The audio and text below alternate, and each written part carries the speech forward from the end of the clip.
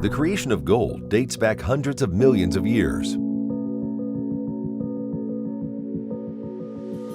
Gold is thought to have been created through supernova nucleosynthesis, a process in which stars collide and heat up to a level 6,000 times hotter than the sun's core. Elements were superheated and combined to create gold in an explosion of energy. This explosion sent the gold flying through space. Gold hit the Earth's surface around 200 million years after initial formation. As the Earth continued to form, gold sunk to the core of the planet, where it would stay while the outer crust formed.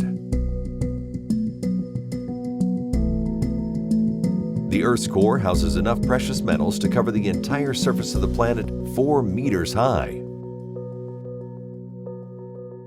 Of these precious metals, gold has a limited quantity and cannot be reproduced. Less gold is being discovered every year, and gold production is decreasing. The World Gold Council estimates that there are around 190,040 tons of gold that have already been mined, with a remaining 57,000 tons yet to be mined. All of the mined gold combined would make a 66-foot cube, roughly enough to fill 2 Olympic-sized swimming pools. Since the California gold rush, over 90% of the world's gold has been mined. But where is it all going? About half of all the gold mined is used as jewelry, with the second largest portion being for currency. Both of these forms can be recycled and reused for the future.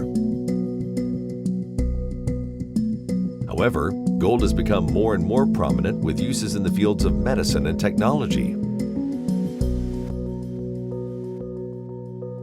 Gold used in these ways is often in such small amounts that it cannot be recycled. As new uses for gold are discovered, the reusable gold supply diminishes. Combining this with the declining rate of production shows gold's value as a limited resource.